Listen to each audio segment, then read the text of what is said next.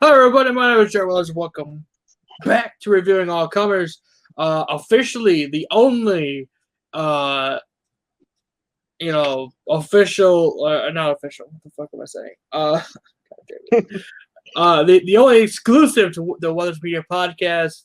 My name is Jared Weathers. Of course, I'm here with J Phil. J Phil, how are you, buddy? I'm doing great today. What about you? I'm doing all right. I got some work done today on a video, so I'm getting there. It's coming eventually. Sounds good. So I want to make sure everyone knows we are. I know it's in the title. You never know what people think though. So this week we are reviewing WrestleMania 1. So we're actually doing this on the 15th, but it will come out on the 21st. That Sunday. Yeah, I think so. We put these up on Sundays, right? That's right. That's right. Sundays, yeah. Which is kind of fitting because in terms of wrestling and pay-per-views, usually they are on Sundays. So true. Yeah. Review day and also pay-per-view day is technically hand in hand. They're on Sunday. True. So make sure you guys follow me on Instagram. I'm only going to do Instagram from now on. I hate doing polls on everything because not everyone votes on everything. So Instagram only. Make sure you follow me on Instagram, Jared Weathers YT. And we'll get into this. So before we start, and let me pull my stuff up. Overall, don't give like a rating or anything, but overall, what like going into the show, I guess. What were you kind of expecting it to be? Going into the show, I was kind of expecting it to be, almost like a big test run in terms, even though it's at the time, the World Wrestling Federation, the WWF, it's their first big super show. So they're still having to scramble and trying to put together a format and see, how all the talent get together on a big super card in a way. Yeah. And how the matches run. It's kind of like whenever you book a big mega card for that time period, 1985, some of these matches have to run shorter.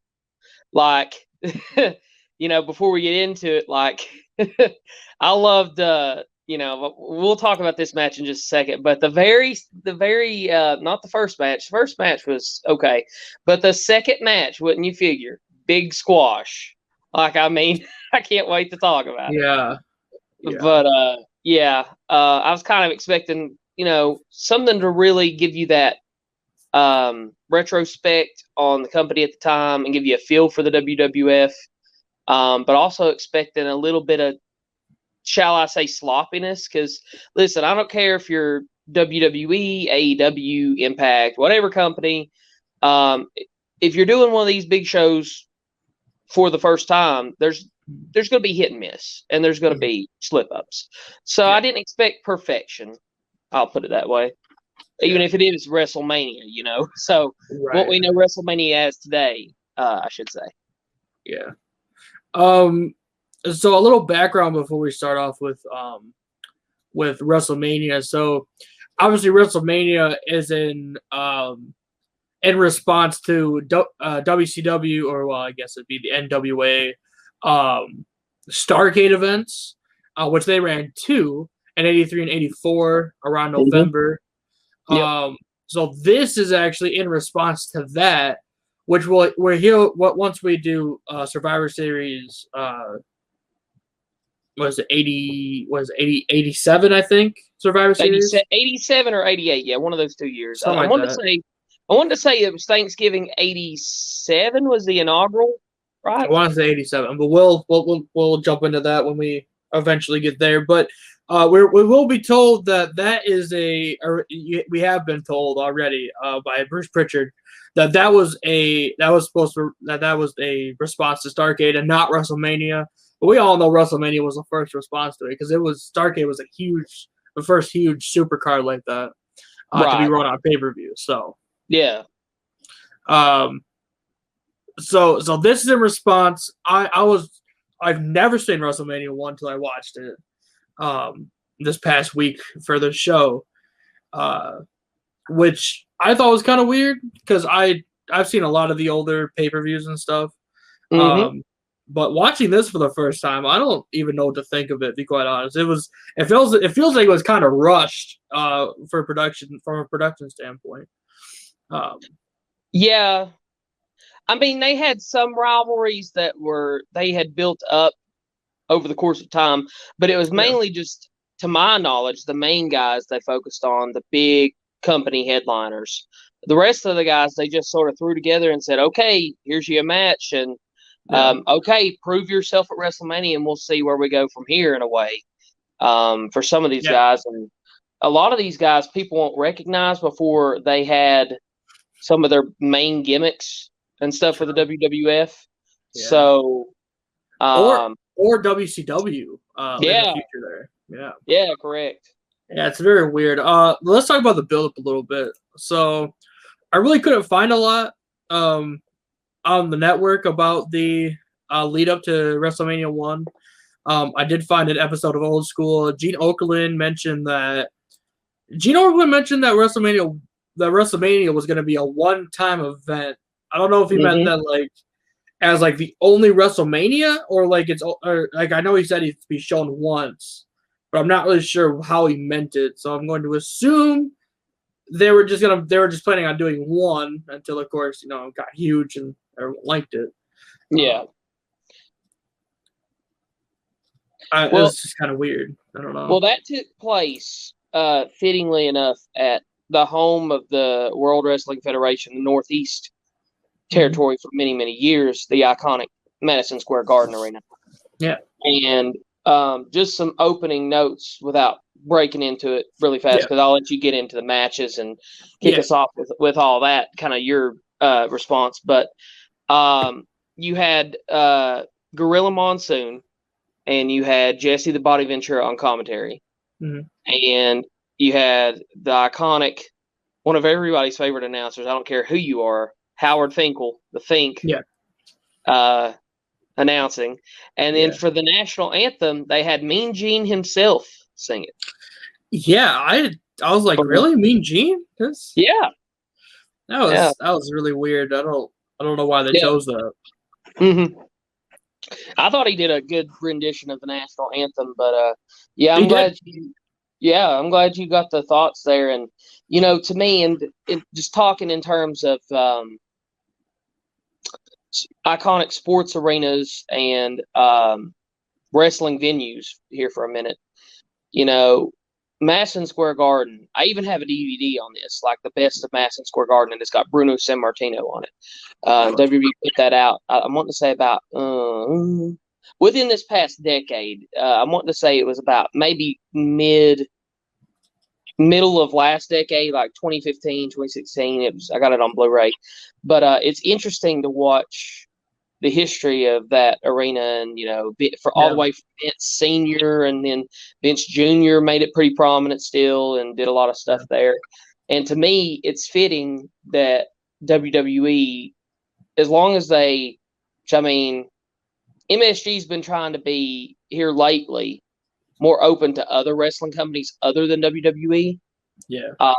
But WWE and MSG, to me, will always be synonymous, and every 20th, 30th, 40th anniversary of WrestleMania should be at Madison Square Garden. Yeah. Just realistically. Yeah, I agree. Yeah, the real bad part about WWE is that they're like, well, no, MSG is our arena. No one else can run shows there. But then the shows they run are, live events. They're not even like a Raw or SmackDown taping. They'd rather do a like a live event for NXT or something that no one really cares about. They want to be there for the pay-per-view. They want to be there for the show. They don't want to be there for a live event. It's MSG. I mean, Jesus. Yeah. What is it? They like to run over around Brooklyn, the Barclays Center, right? They run over there. Yeah, Barclays for SummerSlam. Yeah, they do that a lot, I've noticed. But and on these live events, if you notice something about WWE, they never like have any like secondary or major singles title changes at live events. Like, Right. But they mix it up every now and then, and when they do run MSG, they try to in their own way make it feel special. Like, remember AJ Styles a couple of years ago won the United States Championship. Yep, 2017. Yeah.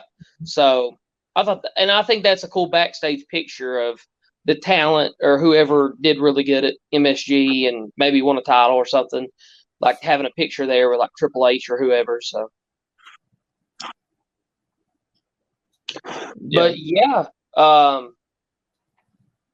guess without further ado, we ready to hop into the matches, the interviews. So, as you noticed, how they did most of this was interview segment match. They would break to Lord Alfred Hayes, and he was standing there in the like behind this little barricade with the crowd, and then he kind of give fans a brief description of the match if you weren't too familiar with it. Well, it's really interesting because around this time, Hulk Hogan has his theme music. Roddy, I guess, is his theme music. Even though they had the live band play it. A few other guys had their music, but other than that, I mean, most of them came out to Lord Alfred Hayes just standing there and talking about who they are and why you should care about this match and what this match means for the story. This was around but no music. This was around the time too that entrances and music were still, at least to the WWF, sort of a new concept. Like, I mean, also other companies were like messing around with putting theme music with a certain talent and giving them a specific, making the entrance a part of a whole wrestler's character and gimmick, to make it a altogether package that people could care about besides just their promo work and besides just their in-ring work. So WWF was still I do want to point out. I do want to point out that it doesn't really matter if you like wrestling or not. UFC, Bellator, and even the National Football League have all gone to this where, like a team or like Conor McGregor is a great point. He comes out to music they all stole from wrestling. The entrance music, the entrance is a huge thing. And so like people who like the UFC don't like wrestling, it's like, well, I mean, everyone stole it from wrestling, so it doesn't really matter if you like it or not. There's a lot of influence through just the wrestling theme and through the theme itself. Right. And even like you mentioned sports too, like just the other day, was yesterday actually, the 14th. I was watching some of the pre-race for the Daytona 500, some NASCAR. And Michael Jordan is now breaking into NASCAR, has his own team. Nice. But even when they did a sit-down interview segment with him about being the co-owner of a team, they still played some music that was pretty iconic to him and the 95 Bulls, the mid-90s Bulls, and a song that he's kind of synonymous with. I think the song's called Sirius. I'm pretty sure it's by like the Alan Parsons Project, I want to say. But, I mean, theme music and iconic songs will stick with a player or team just like they will an athlete in WWE, UFC, anything like that once certain people love a track enough. So before we get into this, I have very special guest introduced to Reviewing All Comers. We're already 15 minutes in this. Holy shit. Mr. Logan Price. Oh, the owner, half of the owner of SWBW. He's crashing my show here. What the hell? That's right. He's crashing your show now. I'm not crashing your show. I'm here to make it watchable. Watchable, okay. Well, they literally can't watch it. They can only listen to it. Yes, accurate. Well, tolerable to listen to. This just shows you don't listen. You don't listen to the show, because I said that on the first episode. Exclusive to the Weathers Media Podcast Network. You only listen to it. Good job. You showed your hand. You played yourself. I'm a jobber. Played yourself. I'm a jobber. Well, we are reviewing the iconic WrestleMania 1. WrestleMania 1, the thing that started it all, man. Well, no. The first ever showcase of the Immortals. When are we gonna get to Andre the Giant's giant leathery scrotum body slamming Big John Studd's camel toe? Oh, that's one of the soon. Yeah. But first, I have a huge announcement. Since Logan wants to be here, I'm going to announce it right now. If you want an advertisement on this show, I will start selling ad space, so they don't have to I don't have to do the video for it. Ad space on this show only. Okay, it's the only show that's going to have it because I need to make money. So I need to make more money. And the more money I make, the more I can share with my co-host over on this side. I just moved myself. He's on this side now. And so the more money I make, the more money he gets as well. Guests don't get any money. Okay, that's free for guests, but buddy over here. That's okay. I have my own show on the SVBW YouTube channel coming soon, exclusively to the SVBW YouTube channel, anywhere you can get your podcast, and right here on iHeartRadio. Sure. Yes. Sure. All right. So we're going to get into this. I'm not going to do any interviews because they're all pretty basic stuff. Hey, I'm going to beat that guy. No, I'm going to beat that guy. Whatever. And you said it yourself. I mean, they have the faces first, and then they have the heels right off camera. He's like, yeah, come here. Like, right. Like, at least like do a cut or something. Like, Jesus. Yeah. Like, okay, yeah, you come here now. Yeah, okay. What are you gonna do? Well, I'm gonna beat him. Like, well, of course, what are you gonna say? It was a wild time back then. Okay. I'm telling you, the production feels rushed. I don't know why it just feels so rushed. They're like trying to get to the main event. I don't know. But I'll tell you what though, it was a star-studded event. Yeah. The first thing we're going to talk about is a really weird match I never thought I'd see. Tito Santana, I don't know who this other guy is, versus the Max Executioner. I didn't write a lot of notes for a lot of these because it's very boring. I think basic. I don't know. I didn't really like it. Basic, yeah, it's real basic kind of moves, and it's real kind of slow. And first of all, who comes up with the gimmick, the Masked Executioner? I'm pretty sure that was a Pat Patterson call there. Yeah, and they built him up like in the pre-match interviews. They kept mentioning how Greg Valentine and Tito were in a feud, and Valentine was the Intercontinental Champion. Valentine locked him in the figure four and also did some other stuff and hurt Tito's leg. So that was part of the build-up to this match.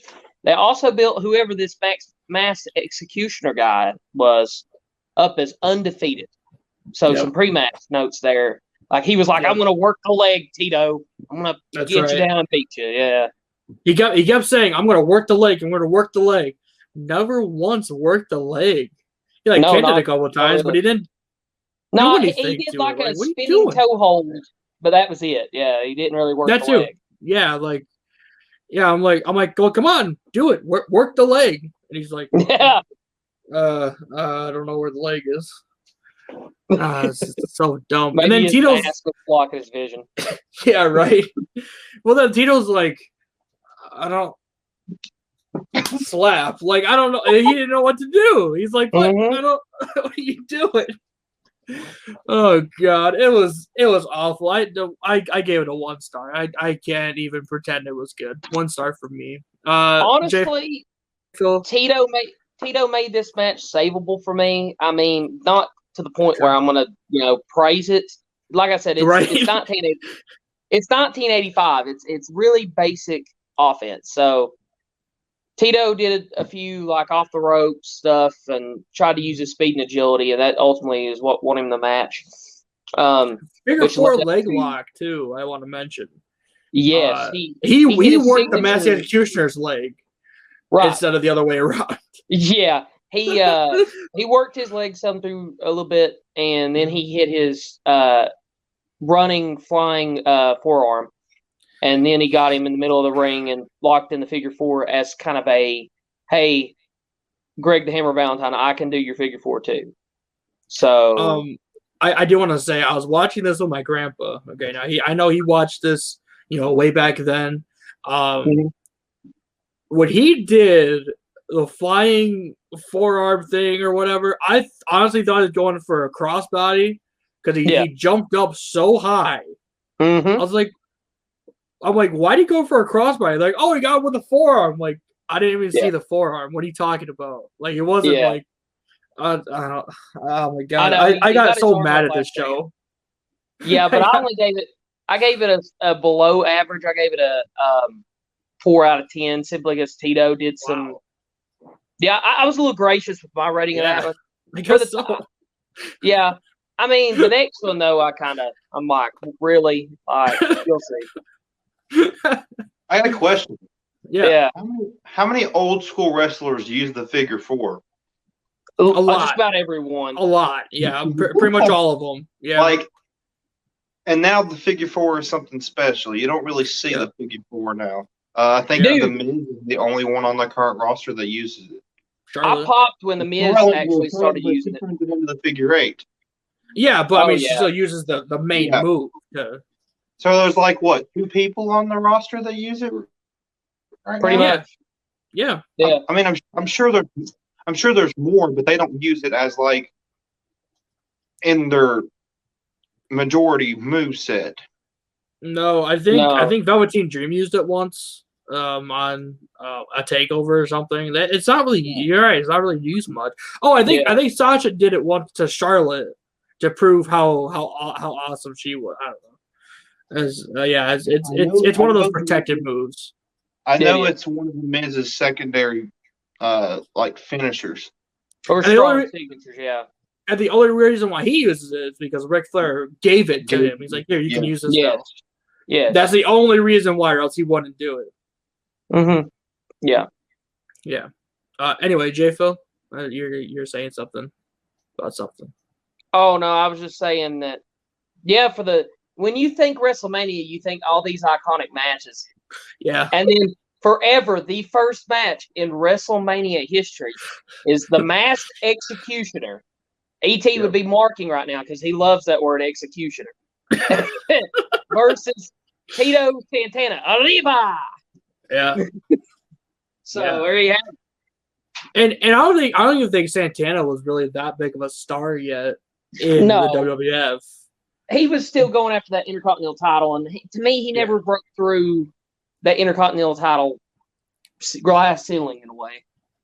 He did not. No, that's very true. So the next match, I think I was a little gracious to this one. I don't think it really deserves the rating I gave it, but Special Delivery Joe, they call him SD. SD Jones. SD Special Delivery Jones. Okay. Yeah. I don't know why you use both names, whatever. Yeah. So Special Delivery Jones versus King Kong Bundy. Mm-hmm. All I said about this was it was an easy squash. Jesus, it looked like King Kong was trying to murder SD Jones for some reason. I'm like, does he not like him? Like the way that he splashed him in the corner and it looked like he was going to do you remember the Futurama episode where they have the alien go around it was like a team building exercise and they had the alien eat people? Do you remember that? I think so. Yeah, it was. I thought that it was gonna be like that, where he jumps in the corner and then he just SD Jones just gets swallowed inside of him. It was very weird. Listen, King Kong Bundy was a big man. He was. Yeah, sure. They said he was at least 450 pounds. Yeah, Jesse, the body, thought he was near 500 pounds. Yeah. Yeah, he's 462 or something. And in that match, he was managed by the Mouth of the South, Jimmy Hart. At this point, everyone was. It was weird. Like every time a wrestler would come out, there's Jimmy Hart. Like it's like Where's Yeah. Waldo almost. Jimmy Hart in the early days, he did a lot of. Jimmy Hart's a musician too. He did a lot of theme music. Yeah, he was a part of the Jesus, what the fuck was that? He's part of. He helped Shawn Michaels with his theme song. Yep. Mm-hmm. Yep. Yeah, I was surprised that he was a musician. I didn't think it. I knew that he was musically inclined. I just didn't realize he was a part of a group, that he was an actual singer back in the day. But that's pretty cool. All I really said about this was that it's easy squash. It made Bundy look really good. Yes. The big splash at the end really helped. I gave it 7 stars. Really? I did. Yeah, 7 stars. Yeah. Wow, you must be really, really about the spectacle that is King Kong Bundy. Listen, okay, I've always been high on Bundy. You guys know, okay, I love the heels. Okay, Bundy was a great heel back in the day. So. To me, Bundy was the guy you could call when you couldn't get Andre. Like, I'm sorry. True. Like, Bundy's still great. I mean, you don't see guys that size and doing the avalanche and big splash and just. Yeah. They used Bundy, think about it, from the inception of WrestleMania all the way to, I think, WrestleMania 11 when he fought The Undertaker. So. Yeah, so the first 11 years, he was there, part of WrestleMania history, or involved in the company. Yeah. In some way, in some capacity. He kept a good enough relationship with the company to make it all the way as far as WrestleMania 11 was my point. But my quick notes here for me, they commentary, the Body and Gorilla mentioned that this was 9 seconds. 9-second squash. Which, let's be honest here. Let's just put ourselves in today's time like we are. Let's just say it was Goldberg and Matt Riddle. And let's just say that Goldberg speared his ass jackhammer, 9 seconds, it's over. We would all be kind of let down, right? If they built up this big Goldberg Riddle program and Goldberg squashed it. Just hypothetically. You want my thoughts on that? You probably don't. Yeah, no, we don't. So I'm going to give this match a whopping 2 out of 10 for the 2 moves that Bundy hit on SD Jones. Wow. Because it was just an avalanche in the corner, and then it was a big splash. Yep. And my notes here was special delivery. Okay, send his ass back to the post office. Special delivery my ass. Yeah, that was not special at all. No, not at all. It's kind of weird though watching WrestleMania now versus then, because I still use squash matches back then, whereas now it's more competitive. I was genuinely surprised that they squashed SD Jones. One of these guys you always hear about, always having good relationships with everybody. Yeah, and he's been on every card you can think of. I think he goes to WCW a couple years after this. He does. I'm sorry, Jim Crockett Promotions. It's not WCW yet. JCP, And he's on like 3 Starcades there, and then he goes back to the NWA proper and goes. He just moves around it. Like it's just, and then they squash him at WrestleMania. It's insane to me. Oh man! When you think of squash match now, you think of like a short Goldberg match. Yeah. At least like a minute, not no 9 seconds. Like literally, like a squash match back then was literally a squash match. Yeah. Like 2 big moves and it was over. Yes. Yeah. Now a squash match with Goldberg, it's literally like it's like 2 minutes. I think him versus Brock a couple years ago. Yeah, it's like dramatic. There's drama behind it now. Mm-hmm. Yeah, back then they didn't care. They just go out and just do it. Just squash it. Time. Yeah. Not even that much. Just a little bit. Yeah. Oh, here. Let me pull up WrestleMania 1. Hold on. But yeah, don't get me wrong. Bundy was a great guy. But I'm just more of an Andre guy. Like, to me, Right. I'm not gonna lie, it was cool seeing Bundy, but if I was more of a Bundy guy and paid more attention to his build-up versus, caring more about Andre, anywhere Andre went, Andre could kind of sell tickets in himself, even if he was just special rep. Andre was I don't know if you watched the Andre HBO documentary, but I thought it was good. I have not yet. I probably should. Yeah. I actually have an Andre shirt, and I have a WrestleMania 3. I think I got this. I can't remember if it's from Walmart or somewhere, but it came with a little Pop Funko ring, and it had a shirt in it, and it's got the big main event of 3, Hogan and Andre. So wow. Yeah. So at least on Wikipedia, I don't know how close it is to the actual times, but this says that Bundy versus SD Jones was 25 seconds actually. Oh, okay. Yeah, that sounds more about right by the time the bell rung. Jesse body was like, oh, it was only like 9-10 seconds or something. Yeah. I think the shortest match was the 18-second match versus Sheamus and Daniel Bryan. Mm-hmm. I believe so. Well, at WrestleMania pre-shows. Yeah. Yeah, at 28, right? The Rock would be Eric Rowan in 6 seconds at WrestleMania 32. Okay, yeah, that is right. Because but that wasn't a match though. Yeah, the bell rung.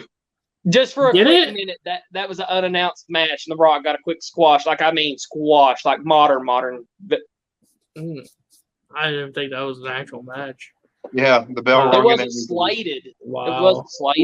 It wasn't promoted. It was just like one of those things. It just happened. Yeah. Right. Yeah. Let's have him squash one of the Wyatt family members. Let's do that.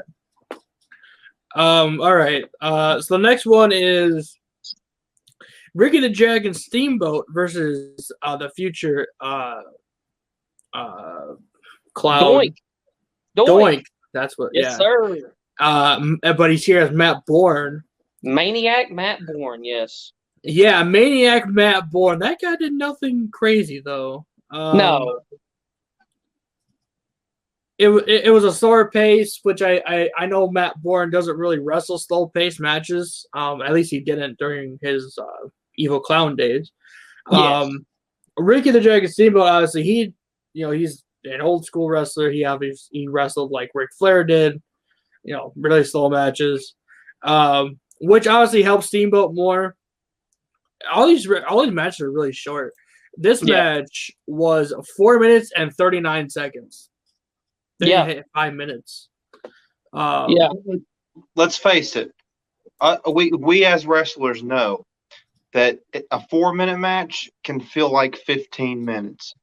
Right. It can, but when you're watching it, you're like, "Wow, this match sucks." So I didn't like it very much. To be quite honest. You didn't like Hopefully nobody says that about our product. Let's hope, but no, I didn't really like this match. I thought it was too slow. Actually, I know Steamboat can wrestle better matches. I mean, Jesus, just a couple years after this, he has one of the most memorable WrestleMania matches of all time from my home state. I had to put that in there. Pontiac. Down in Pontiac, Michigan, versus Macho Man for the IC title.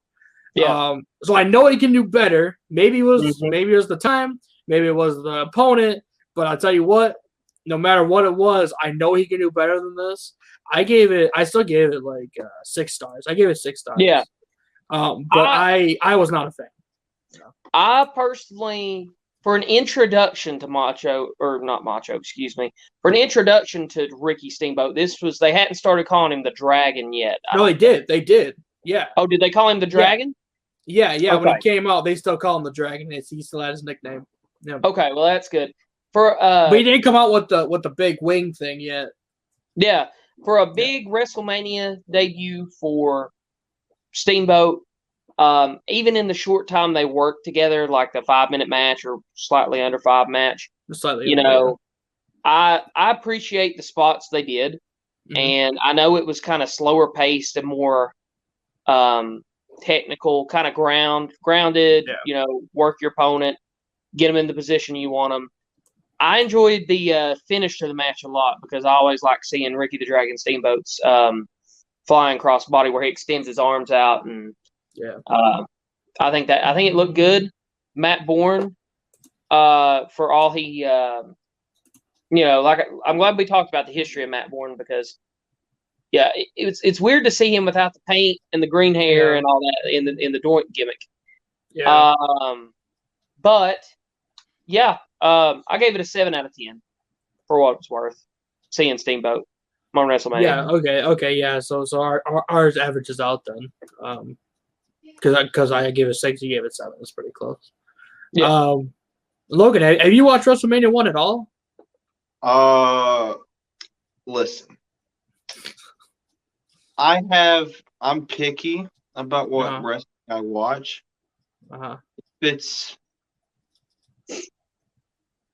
If it's like too old to where the film is like grainy and where like it hurts my eyes to watch it, then I won't watch it.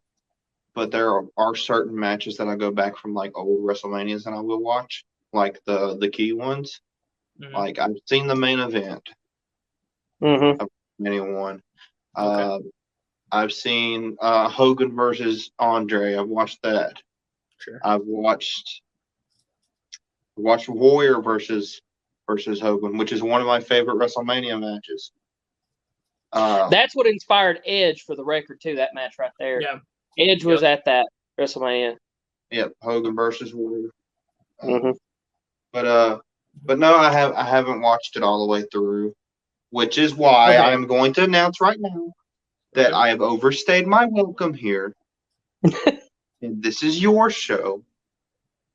Are you sure you can stay? I mean, you watch the main event. Why not stay for that? But just let me talk. Okay. But I will announce this sometime during this week before Jared makes his way on an airplane to come down here. We will be doing the first episode back for the Logan Price show sometime this week. We will get it in. But this is not my show. I've overstayed my welcome. I just wanted to make a quick appearance. Enjoy the talk about the rest of WrestleMania 1. And congratulations on y'all's podcast on iHeartRadio. Thank you. And I was going to extend this invitation to you. If we cover a show, it doesn't have to be WrestleMania. It could be any show. SummerSlam 2005. Right. If we cover a show that is near and dear to your heart, Logan, and you want to be a special guest on, just let us know, and you can come talk about some of the matches and what went down on that certain show and explain why it means so much to you. There you go. Yeah. You can feel free to join us. But I just wanted to come in here and make a quick appearance since y'all. This is what, episode 2? Episode 2. Yeah. Episode 1 was Against All Odds 2007. That's right. Make my self known here to the new show, and say congratulations on it, guys. Thank you. Appreciate it. Especially to you, Jared. I know that you've been at this for a while now, and this is a big stepping stone for you in the world of podcasting. And I just want to say, if nobody else has told you this, I'm proud of you, bro. Thank you. So, the Dark Wolf, love you too, man. The Dark Wolf is out, and Logan Price show will be back sometime this week. Enjoy these two wonderful, fine gentlemen and talking about the rest of WrestleMania 1. Dark Wolf out. See you, man. See you, buddy. All right. So I don't have any notes for this because I forgot to write the rest of the show, but oh well. I do remember what happened. I didn't write it down. So the next match is Brutus Beefcake with Johnny Valiant, which that's kind of weird, versus David Sammartino with his father Bruno Sammartino. Yes. Which kind of made it into like a tag team match at the end. That's kind of weird. Yeah, it did. This match went 11 minutes and 43 seconds, the second longest match on this entire show. I don't really know what to say about it. Bruce Beefcake, this is before the barber gimmick, and before he's best friends with Hulk Hogan. And I don't know, it's just kind of weird. Like he's literally just a beefcake. Like he was just a guy who was just really strong. Under Johnny Valiant's wing, who is a decorated wrestler in his own right. I don't know, man. It was really weird to watch. You know, David doesn't seem as smooth as his father was back in the 60s. No, and they would soon find that out. Yeah, like he's a big guy, and he's handsome, but like he just, it didn't really seem like he wanted to be there. Almost like he had to because of his last name, you know. Yeah. Almost like it was pressuring him to do it. There's been a few wrestlers that have went down that path too. That you have all this pressure because of your last name, because of who your dad is. One of the more notable recent ones that they've even talked about on the network, if you watch the story of FCW, was coming up with Bray Wyatt and all them. I mentioned Bray because I'm a Bray person. Sure. But coming up with Bray and all them through FCW was supposed to be Jay Steamboat. But the pressure got to him, and he didn't follow through with his career. So David is kind of, they're trying to work with him around this time. They have big hopes for him to be the next Bruno and carry the WWF into the foreseeable future, because that San Martino name, let me tell you something, in New York was worth its weight in gold. My notes here real fast before we get to the ratings. I noticed, this was more first time, I believe, instead of just cutting straight to the ring and the competitors being in there, they gave David and Bruno an entrance, and there was a pop for David, but there was a huge pop for Bruno.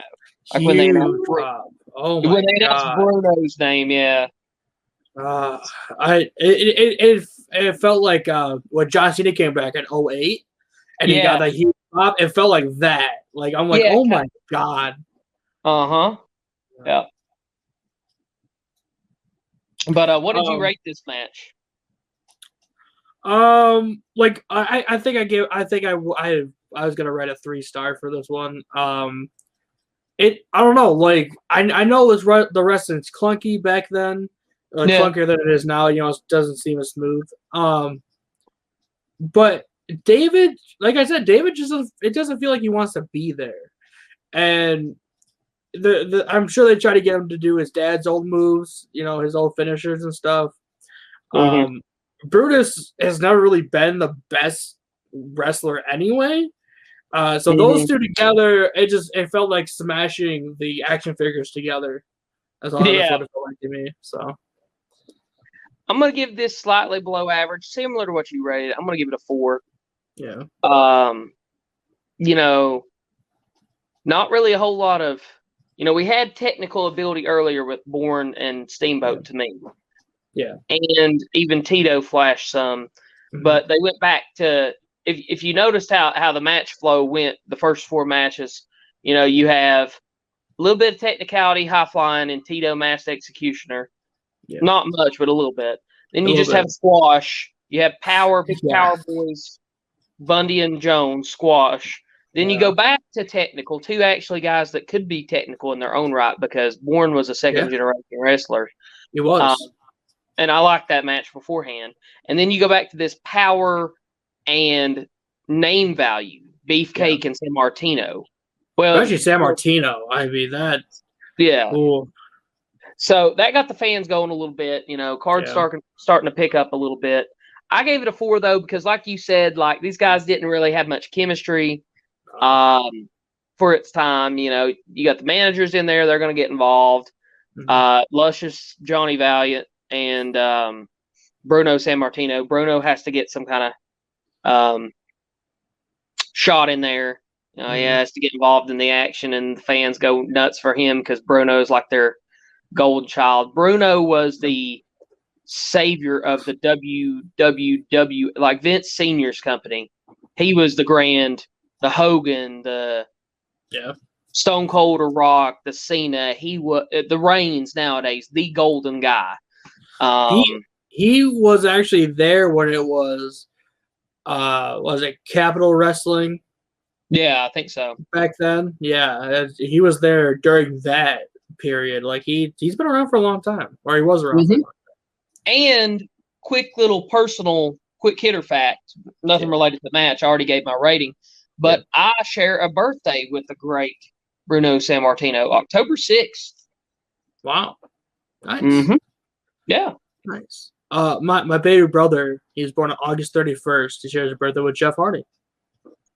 Sweet. Yeah.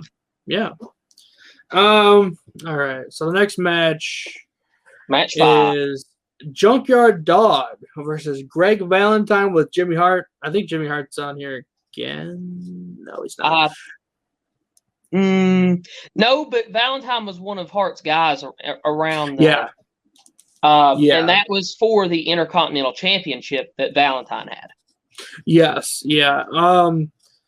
So this one, I think JYD had music, right? He had music.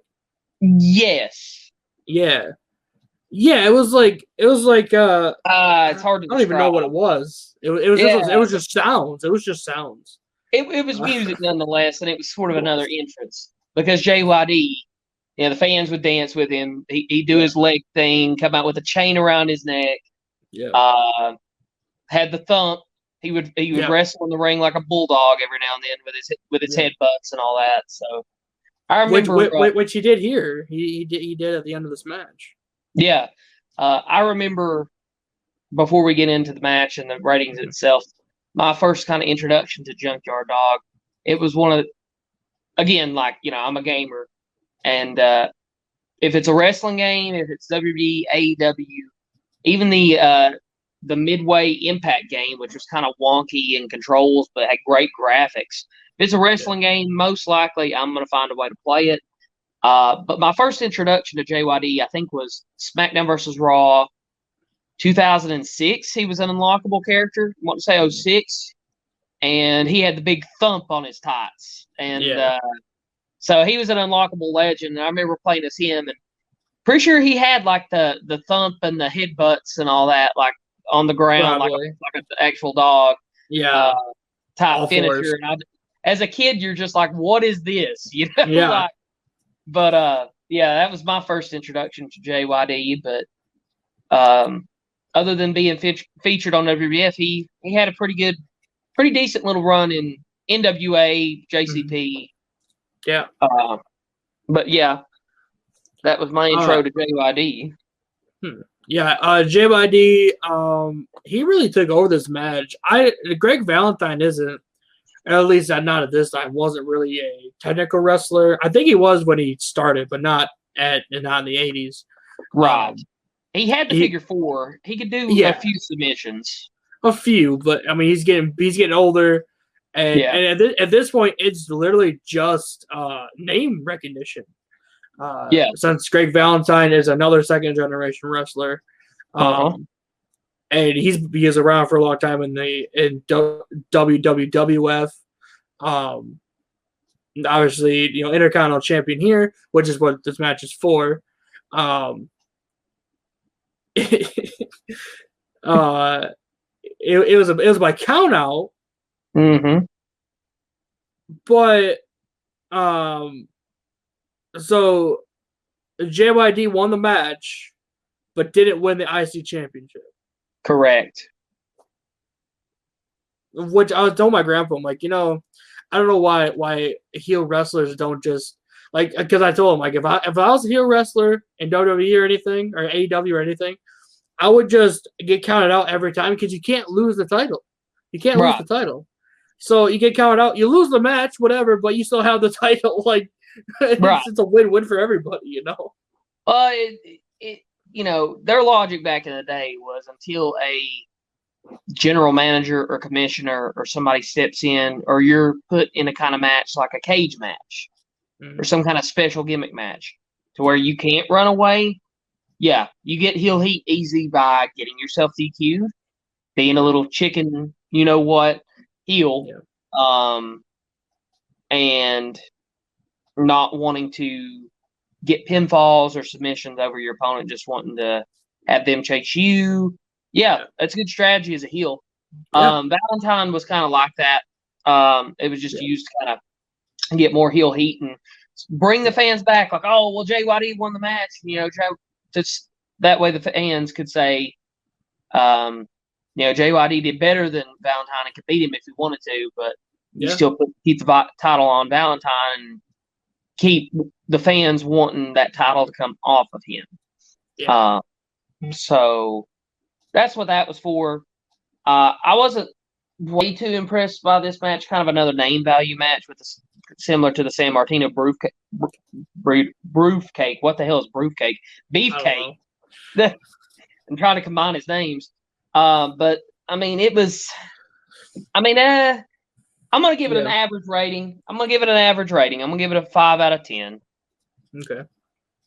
Right on. I'm gonna give it a 7. 7? Well, yeah. I mean, it was much better than to me, which I know you like the squash. You like King Kong Bundy. Yeah. And to me, it was. Which one was it the Tito match? I gave like a 4 or slightly. To me, it was better than the first match though. Yeah. So I liked it better than the first 2 matches on the card. But I liked the Steamboat and Warren match a little bit more. Simply because I like Steamboat. Right. Yeah. I mean I like Valentine and I like JYD. But like you said, it's at this point, basically the whole reason why they did that was like, well, he could beat you if he wanted to, but you're off the ring, so yeah. But yeah, so that's really why I gave it a 7 was because JYD, no matter what, man. I mean, he maybe wasn't like the most technical wrestler, but that dude could throw you around no matter what. Like he was big, he was strong, and he was popular because he had the dancing moves and was kind of flashy. You could send him. Honestly, he could be one of your more prominent faces because I know back during that time that WWF, when they ran live events at the height of their 80s popularity, they would send a Hogan crew, like an A show crew, and a B show crew. But I don't know if JYD was on the Hogan train or not. But let's say on nights that he wasn't, you could easily send him and put him as your top face in the main event on the B card if you needed to. But for what it's worth, good competitors. Technically, I know that a lot of people aren't real big on Greg the Hammer Valentine, but Valentine, like you said, second generation. Valentine was, I think, slightly better than he gets a little bit of credit for. Yeah. Because, little known fact, before the WrestleMania, before he went to WWF, he was on NWA and he was in Starrcade. Yeah. And you remember him and Popper and the dog collar match? I don't think I watched that one. Oh man. One of the most brutal matches of any pay-per-view. And I'm glad AEW brought it back recently. And they had the right 2 guys in it, which I know Cody Rhodes can book say what match he wants to be in, but having Brody Lee dog collar match for the TNT title as a throwback, and they had Valentine in the crowd for that.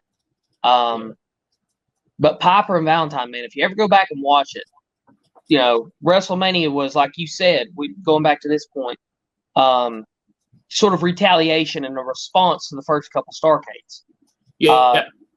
But Valentine and Piper, man, ever since that match, I paid more attention to Valentine. For what it's worth, I thought Valentine was good. He could hold his own with the toughest guys like your Pipers. Oh, yeah. I gave it average. It's not one of my more favorite Valentine matches because I've seen stuff like the dog collar match is my point there. So the next one is a tag team match for the WWF Tag Team Championships. The Iron Sheik and Nikolai Volkov, managed by Classy. That's right. Managed by Classy Freddie Blassie, which he's always in the opening of every show in the little opening thing. They always have the same one. Versus the U.S. Express, Barry Windham and Mike Rotundo. Mike Rotundo, obviously IRS a few years later in the WWF. And Barry Windham, obviously, I'm sure most people probably know, Bray Wyatt was named after his uncle Barry Windham, which is very cool. Of course, Mike Rotundo is the father of Bray Wyatt and Bo Dallas. Managed by Captain Lou Albano, one of the main people on the show, because he got Cyndi Lauper involved in wrestling and was actually in one of her videos. I think it was the Girls Want to Have Fun, I think, as her dad. Yes. Which is pretty interesting. And then there was actually, we're not going to get into it, but there was a video of hers that had him and Andre, I think Hulk in it, or something like that. I watched it on Brian Zane's channel, Wrestling with Regret. Anyway, that was like a total whatever. So this is for the WWF Tag Team Championships. Iron Sheik and Nikolai, before the U.S. Express comes out, Nikolai, like he did every single match he had, started out by singing the Russian national anthem, which, of course, I don't know if anyone knows this. So this is, 10 years before you're born, 12 years before I'm born. Yeah. So we're not around for this, but 1985 was still in the Cold War period after World War II and the Korean War, and after the Vietnam War. We're still in that before Ronald Reagan told Gorbachev.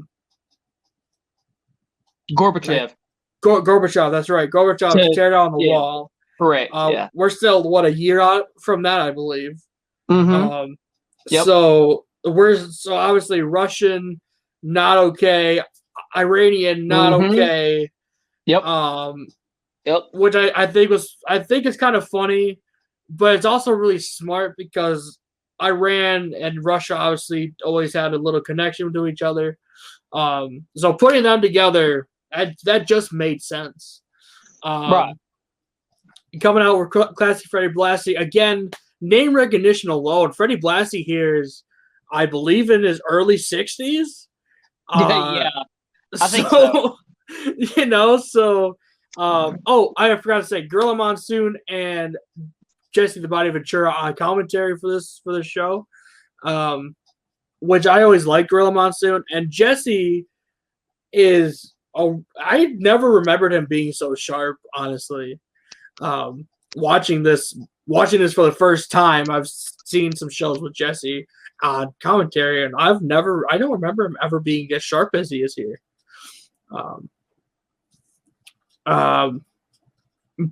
Anyway, so obviously Barry Windham and Mike Rotundo, younger, faster, not stronger, but faster. But they lose the tag team tag team championships after Iron Sheik takes Blassie's cane, and then I believe he hits Mike over the head with it and breaks it. Oh my god! The image of him is seen in my brain forever now. Him just hitting it, he like hits it and then he falls back and he kind of like goes backwards. It's insane. But Iron Sheik, Nikolai Volkov get the win and win the tag team championships. Before we get into ratings, what are your thoughts on this match? Like you mentioned, at the time, well, to me, like, let me say this first. I'm not saying that WWF doesn't value tag teams, but in terms of making, until the new generation hit and you had your teams like your Rockers, your Hart Foundation, it was hard to put together guys because around in the 80s, everybody wanted to be the next Hulk Hogan. Everybody wanted to be the next Ric Flair. big singles guys, which, I mean, Flair had the Horseman, but he was still a great singles guy. Could go those 60-minute Broadways. But before you continue, in the Horseman, he won the big gold belt like 3 or 4 times with the Horseman during this time. So but it was hard to put together guys because most guys coming in, at least to the WWF, were like, I want to be a singles guy. So that's why the majority of matches you saw early on in WWF were like singles and stuff. Well, here, I think there's only 2 tag team matches on this entire card. There's 9 matches on this card. 2 of them are tag teams, and one of them's a women's. So, yeah, exactly. So, my thoughts on this match was, when you're putting together a tag team, you kind of had to go off the nationality or the something to get the fans riled up to care about tag teams. Or the 2 big names. Like, even at this time, Volkov and Iron Sheik are still huge names. They're just bad guys. Yes, correct. So that plus the nationality thing, it all worked for them. Right, and I felt like the tag team scene was a good change for Sheik. And if you notice, history repeats itself because I like to correlate what we review into modern times too and give a little modern wrestling talk. Because look at Chris Jericho now. And keep in mind, Chris Jericho is my second favorite of all time, technically my favorite heel of all time. Look what he's doing in AEW. He was Le Champion, hot as a pistol, first ever AEW champ, world champion. And now what's he doing? He is he knows he's getting older. And, he put over Mox, and now Mox has put over Omega in terms of the world title. But getting back to Jericho, he's teaming with a blue chip guy that has all the potential and is polarizing in terms of being a heel, MJF. So he's down the tag title scene, similar to Iron Sheik back then. So my thoughts on this match, though, was, before we get into ratings, was that, you had 2 guys in the U.S. Express, Wyndham and Rotunda, who could go with just about anybody. And then you had these polarizing, un-American heels that were coming out here saying, we're better than you, without actually saying it, and saying that, the WWF is trying to instill, if you notice throughout Hogan's run, and at some points during the WWF, a sense of American pride and make patriotism. Patriotism, make people feel like, hey, you should always be proud to be an American, always stand up for what you believe in, be strong, be pure 110% red-blooded American.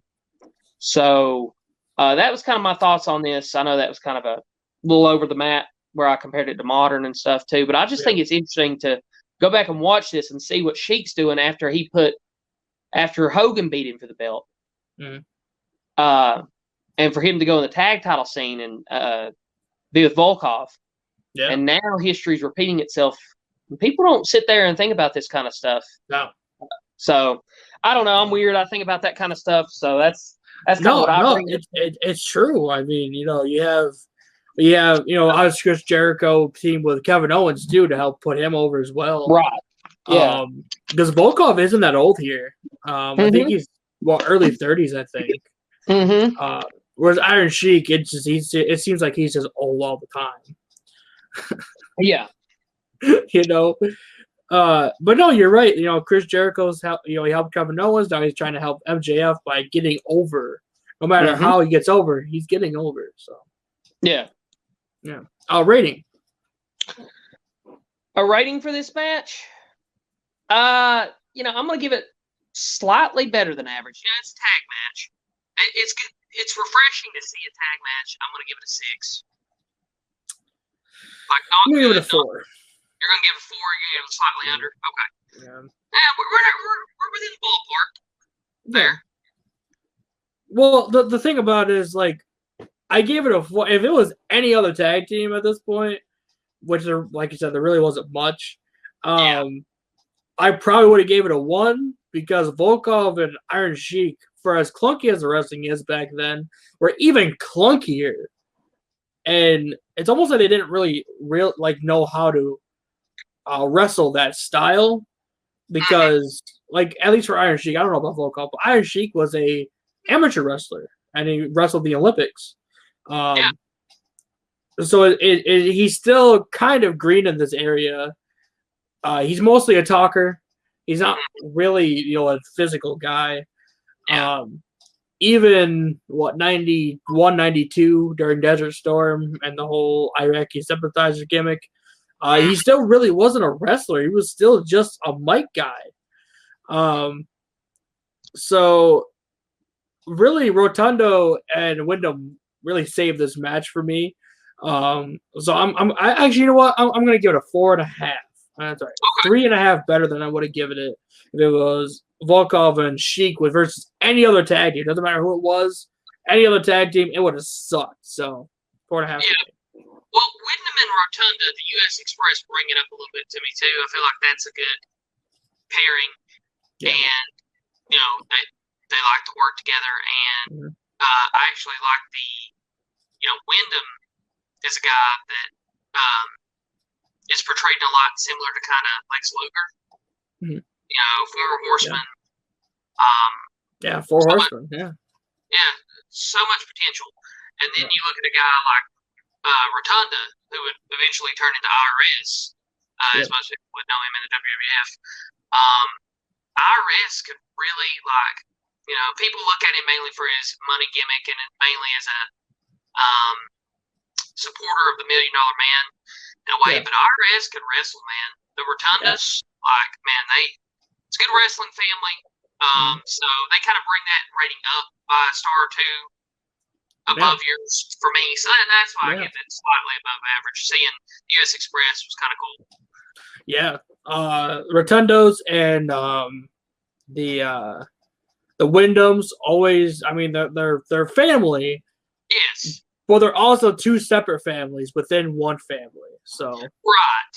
Yeah. But same thing. Yeah. Yes. Next, the one that Logan wanted us to review, Andre the Giant versus Big John Studd with Bobby Heenan, obviously part of the Heenan family at the time. There's a little background on this. So Big John Studd actually wanted to name himself Giant John Studd, which did not go well with Andre. Andre, I get a lot of my information about Andre from Bruce Pritchard because he was there. So Andre didn't like that Big John Studd wanted to change his name to Giant John Studd because in Andre's view, he's the only giant. Which is true at the time. He was the only giant back then.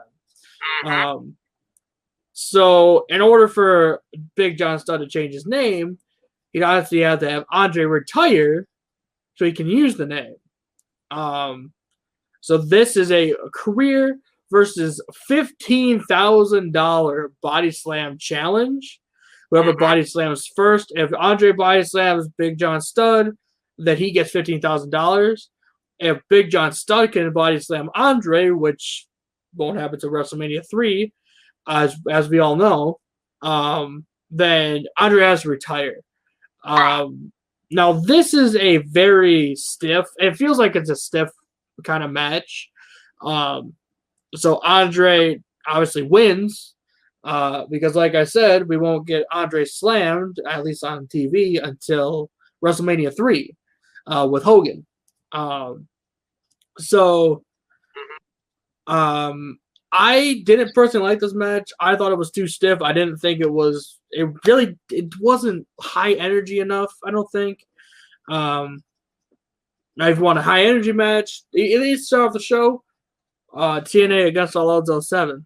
I don't know why I just said that. But yeah, so I didn't like it.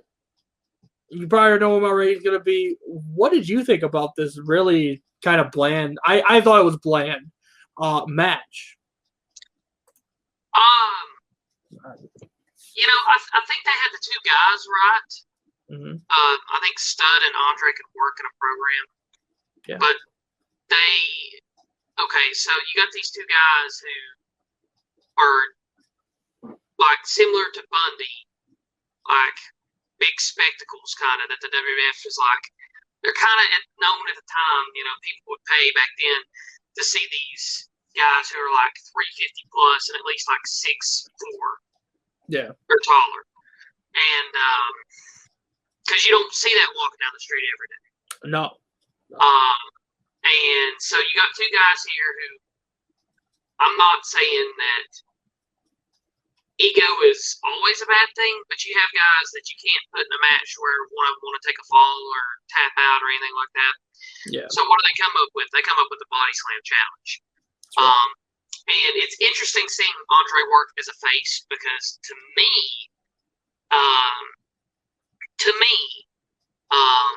Andre, I know most people remember his heel turn on Hogan in the WrestleMania 3 stuff on Andre. So most people probably more notably remember Andre as the black singlet strap and as the heel, the Heenan brainwashed heel kind of.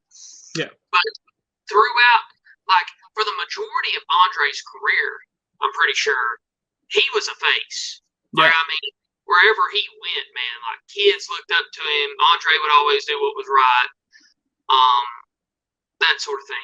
So it was good for me to see Andre portrayed in a babyface light here.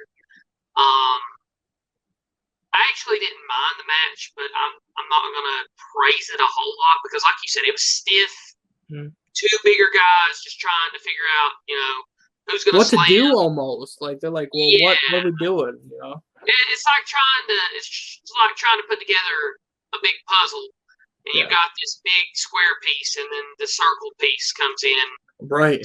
Yeah, so it's like trying to figure all this out.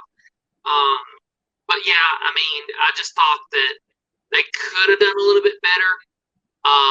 They didn't have the best chemistry, and they both didn't want to be portrayed in a negative light because at the time, Big John Studd still thought that he could be up there with the likes of Andre the Giant. Yeah. And to me, Andre was before the Big Show, the best giant in the business, compared to guys like Studd and Bundy. Yeah. But, for what it was worth, for the time, the money, like Andre throwing out the money is a cool image. I'll give it that. So, in terms of rating, I'm going to give it average. I'm probably being a little bit too nice to this match. Yeah. But it's brought up because of the image of, like I was talking about, because Andre is face here, and because the money flinging out in the crowd, and you get the payoff with Studd. Well, Andre don't have to retire first and foremost, and Heenan and Studd losing money.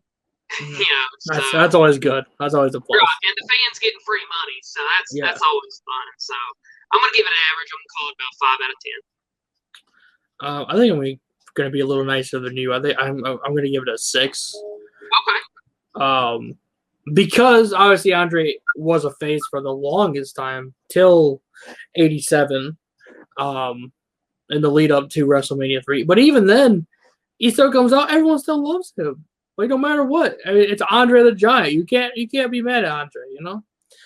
Especially back then, Andre could do no wrong. Right. So even though it was shocking for him to turn heel, I think I remember him coming at WrestleMania 3 to cheer still, and like a large, like not just like a couple here, a couple there, a large portion of the crowd still loved Andre, which is really cool to see. But anyway, we're not talking about WrestleMania 3. But yeah, so obviously again. So he wore trunks his entire career, which is a little different. I also just know Andre as the black strap, monster, not, trunks. It's very weird. But trunks, green trunks, I think too, which did not match the boots. I guess Andre, whatever, but, so 6 for me. Andre, obviously always great. They try to choke Big John Studd. Like, he tried to kill Big John Studd on pay-per-view. Like that. Well, if guys were coming for Andre's gimmick, and Andre's paycheck, because Andre could be the Jolly Green Giant and one of the friendliest guys backstage. Mm-hmm. That was the word on him. But if you really piss off Andre, oh God, you're in for a long night. Just like John Studd did. He legitimately made him mad. He's like, all right, well, you're going to die now. You're going to die now. So it's similar to, I know he's not technically a giant, but correlating to something nowadays, I'll do another modern comparison. You piss off Andre, man, it's similar to taking a chop. Like I joke around with Logan every now and then. I say, do you want a chop from Walter from NXT UK, man? Like that mountain of a man? His chops will just about cave in your chest. So, yeah. No, so Walter kind of nowadays, or Walter, however you want to pronounce it. But he reminds me a little bit of Andre. I kind of like Walter. Me too. Yes, we got a couple more here because I'm getting food. I'll be doing that in a minute. So the next match, kind of surprised that this match was on so late. Usually the women's matches are usually like 1 or 2. Wendy Richter, probably one of the biggest faces at the time, the mid to late 80s in WWF. Yeah. With Cyndi Lauper as aforementioned, rock star, versus Leilani Kai, who is the current champion at this time, with the fabulous Moolah, one of the biggest heels even today, heels of all time. This match was also kind of slow. Leilani Kai, not a very good worker at the time. Wendy Richter, obviously, I loved her work. I loved what she did in the match. She beat Leilani Kai for the WWF Women's Championship, and then Fabulous Moolah tried to get in and tried to beat her for that championship, and then Cyndi Lauper comes in and sucker punches her right in the face, which is great. I mean, I love that Wendy Richter won on the very first WrestleMania. She was even on the show in the first place. It's amazing. What did you think of the women's championship match? Honestly, to me, at this time, I like to go back and put myself in 1985, what I would personally like to see as a fan. You have all these singles matches and these men on the card and everything, and very few tag matches. And, it's a nice, refreshing change here. Obviously, Cyndi Lauper is big at the time, as it would be called, the Rock and Wrestling Connection, with, as you mentioned earlier, Captain Lou Albano being in her video. And MTV was real prominent at that time. So, I think the reason this got pushed higher on the card was because, you're paying Cyndi Lauper to come in. And then Wendy Richter is a great early pioneer of women's wrestling herself. She's credited high up there, besides Fabulous Moolah, as one of the early women's wrestling pioneers that paved the way for the women's revolution as we know it today, to give women more airtime and feature them on cards more prominently like this, up higher on the card closer to the main event. I thought it was a nice, refreshing change. I mean, the match, the women were kind of limited with offense and what they had to work with at the time.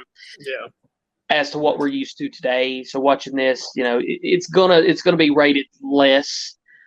But to me, for what they had to work with and for the time being, like I said, it was refreshing. I'm gonna be probably really nice to this match. I don't know what you're gonna rate it, but for Wendy Richter, man, and Cyndi Lauper being in this, and then you had Moolah, who can garner that heel heat, even if you've got, as you mentioned, Leilani Kai, who doesn't really do a great job at all, but still, it's good enough for me at the time to have a women's showcase match at the showcase of Immortals and paved the way for the moments like we saw at WrestleMania 35, Rousey, Lynch, and Charlotte.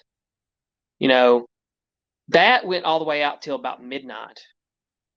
So I'm gonna be very nice to this. Actually, this is gonna be one of my highest rated matches on the card. For a women's match at the time, I'm gonna say it was good. I'm gonna give it a 7 out of 10. All right. You know what? I'm also gonna give it a 7 out of 10. Mm-hmm. Yep.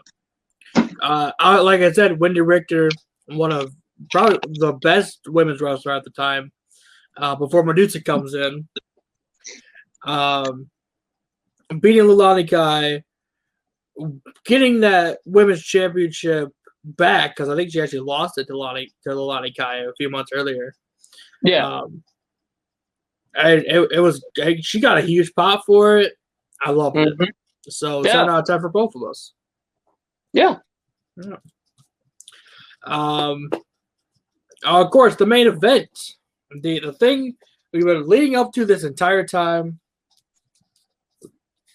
Hulk Hogan and Mr. T with Jimmy Snuka versus Paul Orndorff and Roddy Piper with Cowboy Bob Orton in their quarter. Yep. So Cowboy Bob comes out with a cast on his hand. Obviously, Roddy and Jimmy Snuka have their own rivalry happening as well. And I don't know why Paul Orndorff is here. There's no reason for him to be in this match. Yeah. I mean, yeah. So this match is star-studded. So we have a guest ring announcer for the New York Yankees, I believe, right? Oh, what's the name? I don't remember the name. Hold on, let me find it. Yeah, if you tell me a name, I can pretty much tell you what team they played for, because they were in Madison Square Garden, so New York makes sense for a baseball team. Okay, yeah. So it was the manager of the New York Yankees, Billy Martin. He was the guest ring announcer. Billy Martin. Yep. Famous manager. Right. Liberace was the guest timekeeper, which was kind of odd. Yep. And of course, the big showcase, the People's Champion, Mr. T, and Pat Patterson out here doing the referee, the refereeing for this match. Which is cool to see Pat Patterson out there. So this match goes 13:34, the longest match on the entire card, obviously, what main events always are. Yep. Mr. T, Hulk Hogan. There's a lot of chaos in this match. Starts off with Mr. T and Piper, and there really isn't a lot to say about it. There's just a lot of chaos. Obviously, so many greats in this match. I mean, Mr. T, as an actor, getting trained for wrestling, I think he did really well. Yeah. And I kind of wish he had more to do with wrestling after this. But he doesn't. Only thing he does. It was pretty cool, though, I got to say. Hulk Hogan, Mr. T win, defeating Paul Orndorff and Roddy Piper. Muhammad Ali gets to raise their hands. Yeah. It's great. It sends you home. It sends you home with a great feeling if you're in the crowd that or watching on pay-per-view. I mean, if you're not already home, but you know what I'm saying. Yeah. I thought this was a excellent match. Deserved to be in the main event. Mr. T, for what he did, was better than expected. All the hoorah at the time. You know, people want to see celebrities involved with wrestling. Yeah. You know, it's kind of a new concept mixing, you know, the rock and wrestling, the MTV movement. Then you have your great boxer, Ali. You have Liberace. And, you know, Pat Patterson as the ref. Lots of interference, lots of dirty heel stuff here, which ultimately backfires on him, right? That was the cast off the top rope. Yep. That cost him. Yep. And But for what it's worth, I'm gonna give this the highest rating that I had a few sevens. I had the Steamboat and I had the match right before this, the Wendy Richter match. Yeah. But this one gets a solid 8 from me. A pretty good, a very good, actually. I'm gonna give it a 7. Jimmy Snuka kind of got in there. I was kind of hoping he'd do a little more. He did hit the splash, which I was very happy of. Mm-hmm. But yeah, I'm gonna give it a 7. I've already said enough about it. Yeah. So obviously we give letter grades for the overall show. What is your letter grade for the overall show of this WrestleMania 1? For an early WrestleMania, it's gonna get a solid B. I'm gonna give it a solid B. There was a few matches that brought it down for me. Usually WrestleManias you want to shoot for that A rating.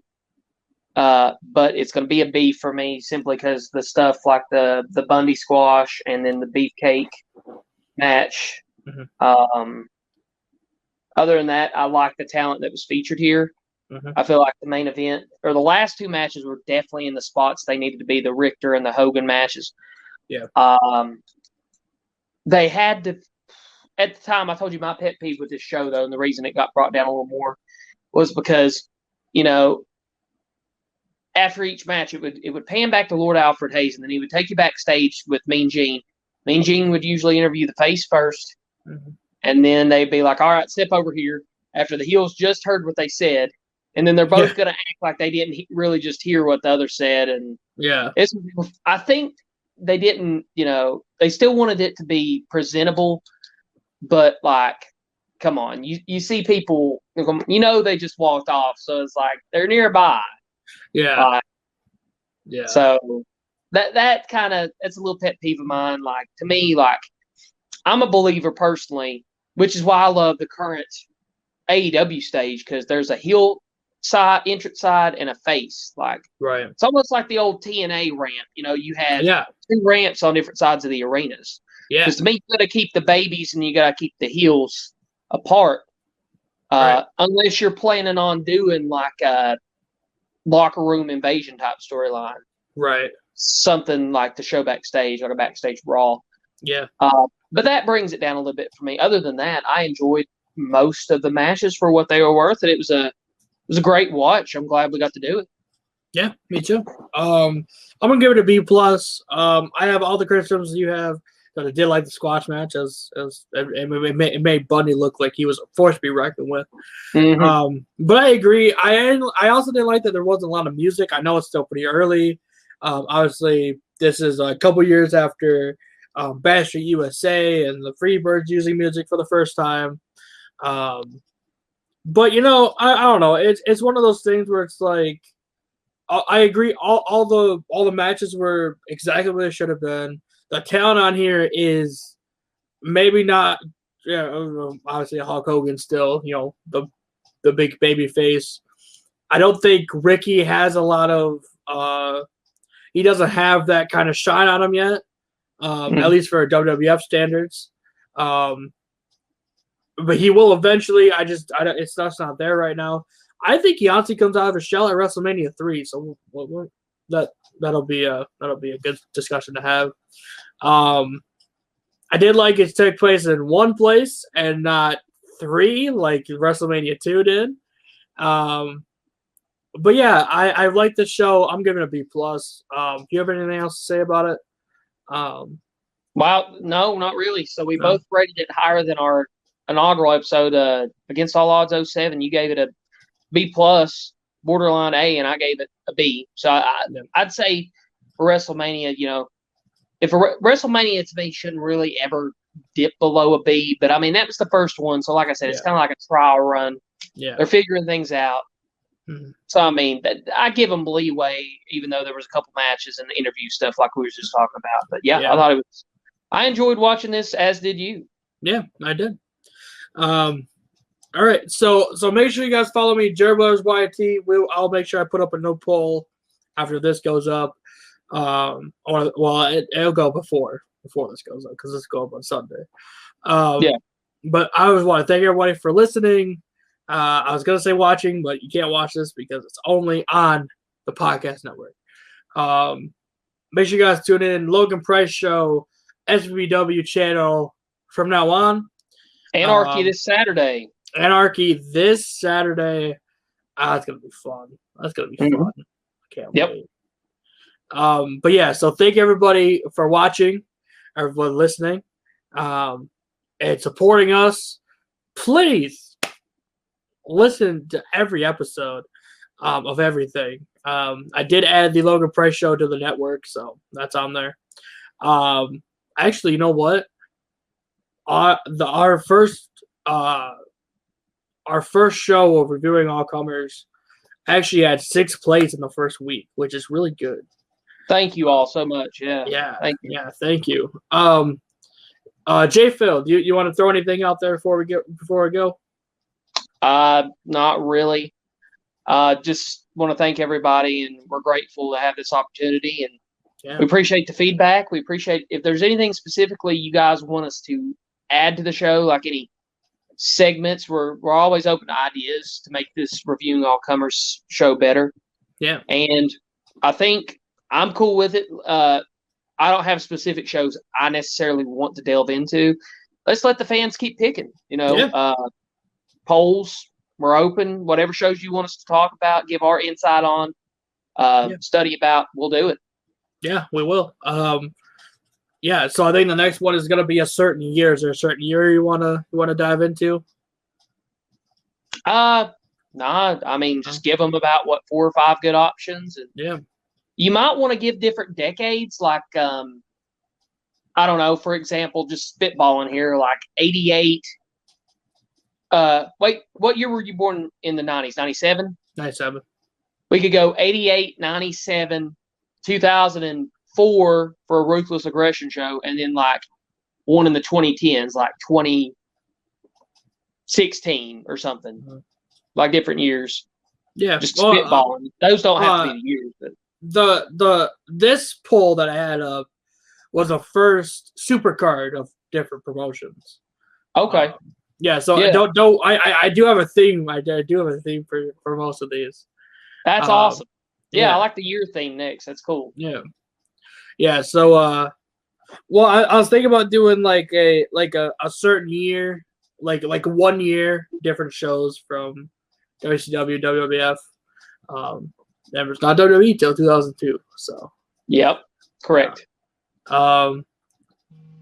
I was thinking about doing like 96. It's like right in between the year we were born there. That'd be interesting. Yeah. Let's do that, and then of course we'll do the decade one next after that. Sounds good. All right. Thank everybody. Follow me on Twitch. I'm almost affiliated. Jared Weathers official. For J. Phil, I'm Jared Weathers, and we will see you all next week or in a couple weeks or whenever we get around to doing this. We're both very busy people. So yes.